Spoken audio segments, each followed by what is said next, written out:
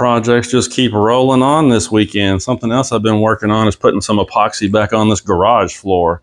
Last time I did this was 7 years ago, and it was starting to come up. Of course, when I did it 7 years ago was less than ideal conditions. I did it in December. It was really cold. You're not supposed to do it when it's cold. Didn't take the time to do all the proper prep work. We were in a hurry to move into the house. We just wanted to get this done. So this time I decided to redo it in the summer when it's hot.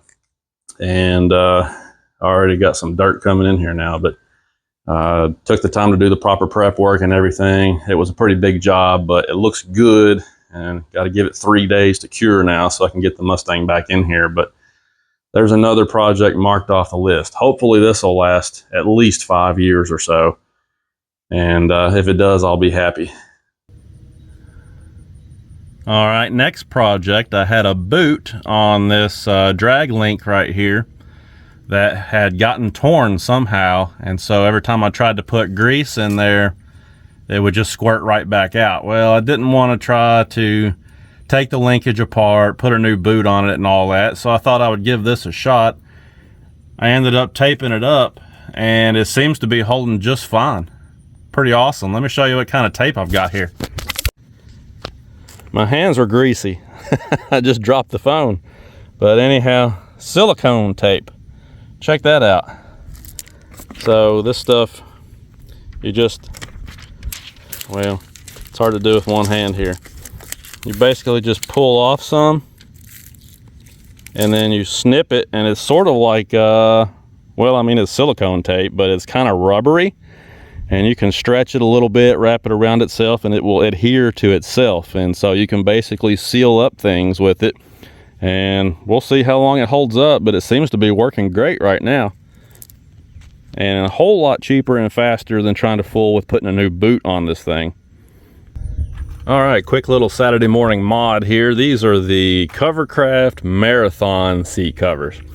I haven't done the center console yet because I'm not real happy with how the center console piece is designed. So for the time being, I've left it off. But I'm going to show you the seats here, the main seats, and that way you can kind of see what the material is like.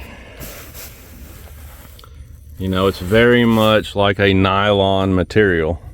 I think they call it Cordura, but you can see it's pretty much like a nylon material. These are waterproof. You can throw them in the washing machine to wash them.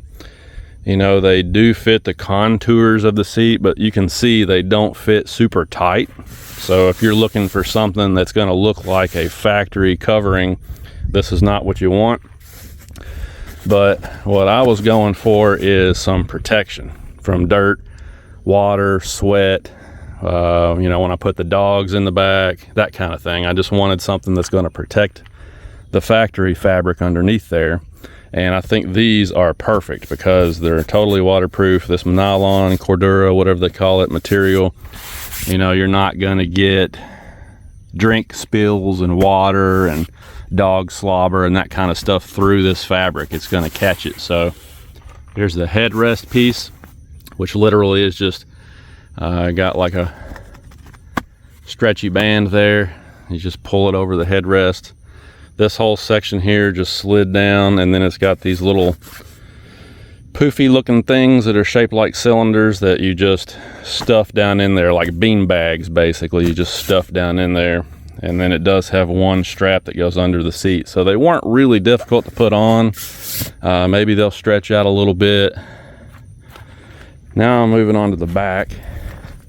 And the back seats are proving to be a little bit more difficult because you've got to raise this up and down so that you can do what you need to do and get under there. The instructions are not very clear. They give you some of these clasps and some strap. I think one of these down here is a loop. There's another strap. So you just kind of have to look at it and figure out what's going to work because the instructions are terrible. But I do like the material though, because like I said, it doesn't look the best, but I'm going for function. And I think these are going to be extremely functional seat covers. So if you want something that's, here's the inside of it. If you want something that's going to be easy to put on, relatively speaking, and it's just going to give you some protection, and if you do make a mess on it, you can throw it in the washing machine real quick, this might be the ticket right here. These Marathon covers that I got from Seat Saver. Oh, and the front seats do have a pocket on the back, so you don't lose that. The bottom's just Velcro. So not bad, not too bad. I'm gonna go ahead and finish this up because it's not getting any cooler out here today. I did find out that on these Ford trucks there's a latch right here. You got a lock down there that operates off of your key, and you can actually fold this down, so that's going to make it really easy to install the seat back portion of this, so that's cool. So while I'm at it, let me show you what I got done to the truck the other day. So you remember a couple weeks back I was talking about what I call the diesel dilemma. You know, these things are awesome. They get great mileage. They pull like a freight train, lots of power, lots of torque. Everybody loves them. But there's a couple of things about these engines that can be extremely problematic and expensive. One of them is the fuel system, right? So, you know, if you've been around these diesel trucks for a while, you've probably seen or heard of these disaster prevention kits, as it's called. But do you know how they actually work? See, I didn't. So I tried to do a little research because I like to know how stuff works. And basically, here's what my understanding of this, of how this works.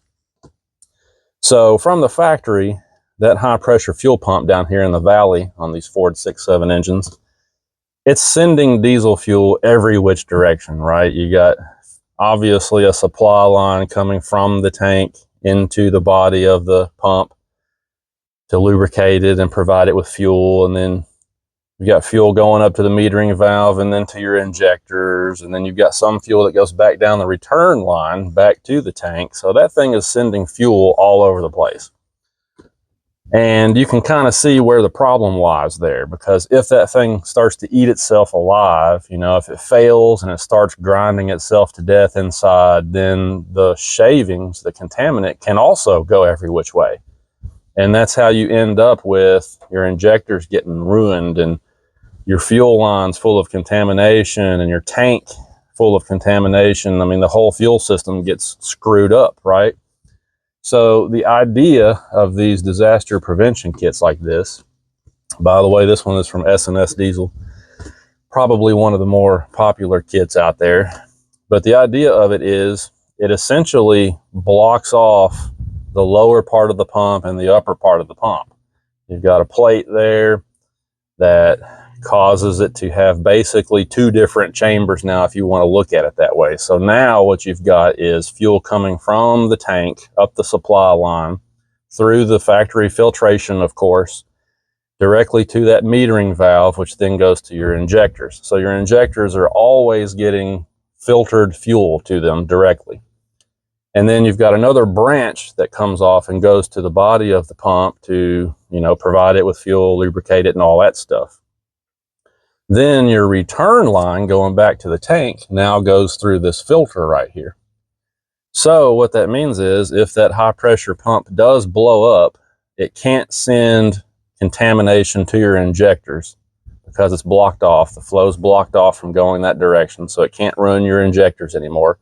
And the injectors on these trucks are extremely expensive, so that's good.